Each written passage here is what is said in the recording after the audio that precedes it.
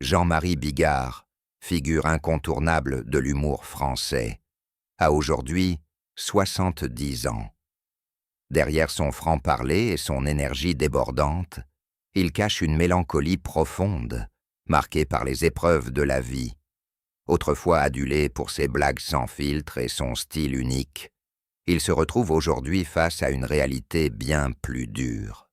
Son humour décapant, qui a tant fait rire les Français, semble parfois en décalage avec un monde qui change trop vite. Sa carrière, jalonnée de succès, mais aussi de controverses, lui a apporté autant de gloire que de solitude. Loin des projecteurs, il mène désormais une existence plus discrète, parfois amère. Entre les désillusions professionnelles et les blessures personnelles, Jean-Marie Bigard n'est plus l'homme exubérant qu'il était autrefois. Ses prises de position, ses combats et ses regrets reflètent une âme sensible, bien loin de l'image du comique indestructible. Mais derrière cette apparente tristesse, il reste un artiste passionné, un homme qui n'a jamais cessé d'aimer la scène et son public. Sa voix porte encore, son humour résonne toujours, et malgré la fatigue des années, il continue d'exister, fidèle à lui-même, sans jamais trahir son authenticité.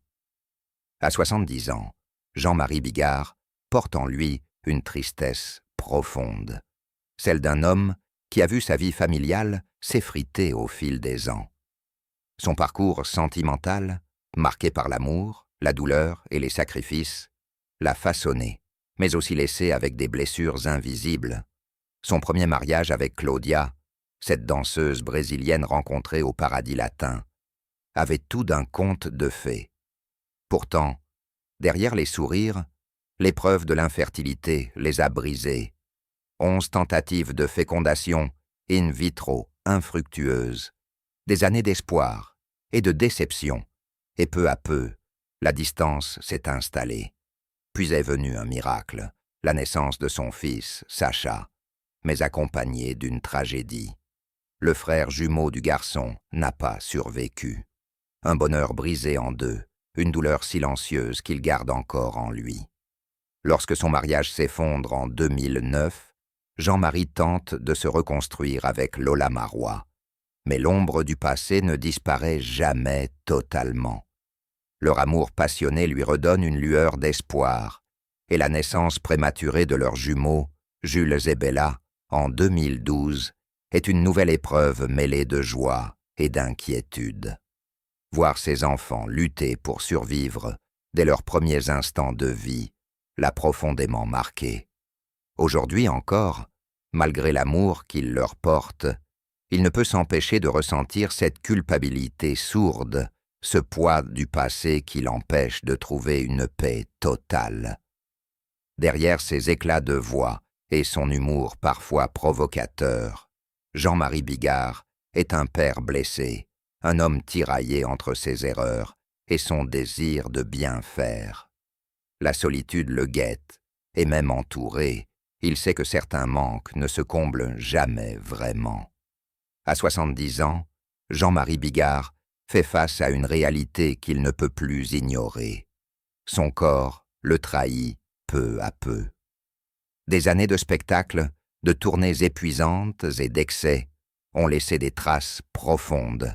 Lui qui autrefois débordait d'énergie et enchaînait les représentations avec une intensité folle, ressent désormais la fatigue s'installer durablement. Les douleurs physiques sont devenues quotidiennes, son souffle plus court, son endurance diminuée. Il a dû apprendre à ralentir, un défi difficile pour cet homme habitué à vivre à 100 à l'heure. Mais au-delà des maux du corps, c'est l'impact psychologique qui pèse le plus lourd. Voir son énergie décliner, sentir son corps, lui rappeler son âge, c'est une épreuve cruelle pour quelqu'un qui a toujours cherché à faire rire, à donner sans compter. Les années passent, les diagnostics s'accumulent, et avec eux, l'angoisse de ne plus être le même. Il repense à ces moments où la scène était son royaume, où il pouvait tout affronter sans se soucier du lendemain. Aujourd'hui, chaque douleur, chaque signe de faiblesse est un rappel brutal du temps qui file. Malgré tout, Jean-Marie Bigard refuse de se laisser abattre. Il continue de se battre, de plaisanter sur ses propres faiblesses. Mais derrière son humour persiste une amertume, une peur sourde. L'homme qui faisait rire des millions de personnes doit désormais apprendre à affronter une réalité bien moins drôle, celle d'un corps fatigué, d'un avenir incertain, et du poids des années qui ne pardonne à personne. Jean-Marie Bigard, aujourd'hui âgé de 70 ans, porte sur ses épaules le poids d'une carrière, aussi brillante que controversée. Lui qui fut l'un des humoristes les plus populaires de France, réunissant des milliers de spectateurs dans des salles combles, se retrouve aujourd'hui face à une désillusion cruelle. Il n'est plus cet homme adulé du public, et les polémiques qui l'ont entouré ces dernières années ont entaché son image. Ce qui lui était autrefois pardonné, comme des excès de langage ou des provocations, est maintenant considéré comme des dérapages inexcusables. Son engagement sur des sujets sensibles, comme les attentats du 11 septembre ou la gestion de la crise sanitaire, a provoqué des vagues de critiques et d'indignation. Ses propos, perçus comme complotistes par certains, ont fait de lui une figure controversée, divisant son public et le plaçant en marge du paysage médiatique. Ce sentiment d'exclusion est douloureux pour un homme qui a toujours voulu faire rire et rassembler. À présent, il se retrouve à devoir justifier chacune de ses apparitions, ses moindres paroles devenant sujet à polémique. L'affaire du Bigard Magazine n'a fait qu'aggraver son malaise.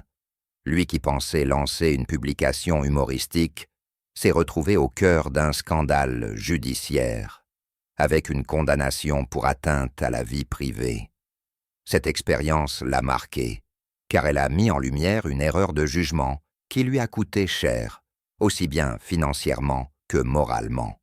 Il a dû faire face à l'humiliation d'être traîné en justice, lui rappelant que les conflits passés peuvent ressurgir et ternir encore davantage son image. Mais le plus douloureux pour Jean-Marie Bigard, c'est sans doute la perte de son public. Celui qui remplissait autrefois le Stade de France se retrouve à jouer devant des salles bien plus petites, avec un public qui se réduit. La télévision ne l'invite plus autant. Les grands médias le boudent, et son humour, qui faisait autrefois rire la France entière, est aujourd'hui jugé dépassé ou trop agressif. Cette mise à l'écart est un coup dur, car il se sent trahi par ce même monde qu'il a porté au sommet. Il regarde en arrière avec nostalgie, se souvenant des années où il était acclamé, où il pouvait tout dire sans crainte d'être censuré ou critiqué avec violence. Il repense à ces moments où la scène était son refuge, où il pouvait exprimer sa colère, ses joies et ses peines à travers ses sketchs, sans que cela ne provoque un tollé généralisé. Aujourd'hui, Jean-Marie Bigard est un homme blessé, conscient que sa carrière ne sera plus jamais la même.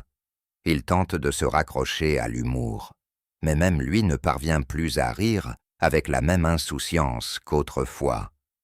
Il voit les années passer, son public s'éloigner, et la mémoire collective se tourner vers d'autres humoristes, plus jeunes, plus en phase avec leur époque.